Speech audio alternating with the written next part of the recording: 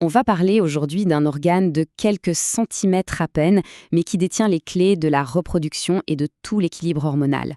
On va explorer ensemble la mécanique fascinante de l'ovaire, cette glande absolument essentielle du corps féminin. Alors, la question qu'on se pose, elle est assez simple au fond. Comment une structure aussi compacte, qui fait à peine la taille d'une grosse amande, peut orchestrer des fonctions aussi cruciales que la reproduction et l'équilibre hormonal? C'est ce qu'on va décortiquer. Bon, première étape, c'est logique. Pour comprendre comment ça marche, il faut d'abord savoir où se trouvent les ovaires et de quoi ils sont faits. Allons-y. Regardez ce chiffre, 3 à 4 centimètres.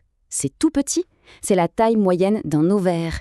Une dimension vraiment minuscule qui contraste totalement avec l'ampleur de son rôle.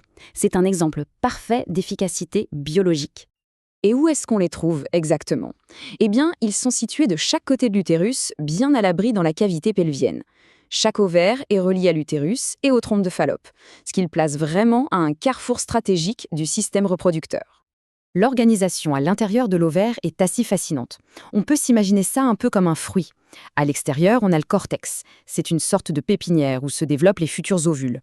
Et au centre, on trouve la médula. Ça, c'est le centre logistique, si on veut. C'est lui qui amène le sang, les nutriments et les signaux nerveux. On en arrive maintenant au cœur du sujet, la double mission de l'ovaire. Parce qu'il ne remplit pas une, mais bien deux fonctions complètement vitales et bien distinctes. Voilà, d'un côté, c'est une usine à cellules reproductrices. Et de l'autre, c'est un centre de production d'hormones. Deux casquettes pour un seul et même organe. On va explorer chacune d'elles. Allez, plongeons d'abord dans la fonction la plus connue de l'ovaire, son rôle dans la perpétuation de l'espèce. Donc, la mission première de l'ovaire, c'est de produire et de protéger les ovocytes. C'est une réserve de potentiel de vie qui est d'ailleurs constituée avant même la naissance. Incroyable, non ?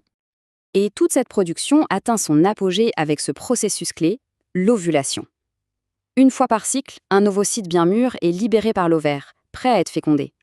C'est vraiment l'événement central du cycle menstruel, un mécanisme d'une précision assez remarquable.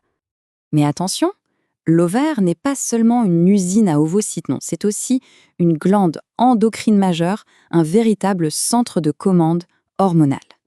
Il produit deux hormones principales, les œstrogènes et la progestérone. Ces messagers chimiques vont influencer un nombre incalculable de processus dans tout le corps, bien au-delà de la seule reproduction. L'étendue de leur pouvoir est immense. Ces hormones ne se contentent pas de gérer la reproduction. Elles sculptent le corps à la puberté, elles orchestrent le cycle menstruel de A à Z et préparent l'utérus pour une éventuelle grossesse. On ressent leur influence absolument partout. Forcément, une mécanique aussi complexe, aussi bien huilée, est parfois sujette à des dérèglements. Et quand l'ovaire ne fonctionne pas de manière optimale, les conséquences peuvent être multiples. Plusieurs pathologies peuvent en effet l'affecter. Ça va du kyste bénin au syndrome beaucoup plus complexe, comme le SOPK, le syndrome des ovaires polykystiques. Tous ces troubles nous montrent à quel point la santé de cet organe est fondamentale pour le bien-être général. En résumé, s'il y a une chose à retenir, c'est cette double identité. L'ovaire est à la fois une usine de vie et un centre de commande hormonale. Et cette dualité en fait un organe vraiment unique. Ce qui nous laisse avec une question: quel autre organe parvient à jongler avec deux missions aussi vitales et aussi distinctes? C'est là toute la complexité et l'élégance du corps humain. Merci d'avoir suivi cette analyse.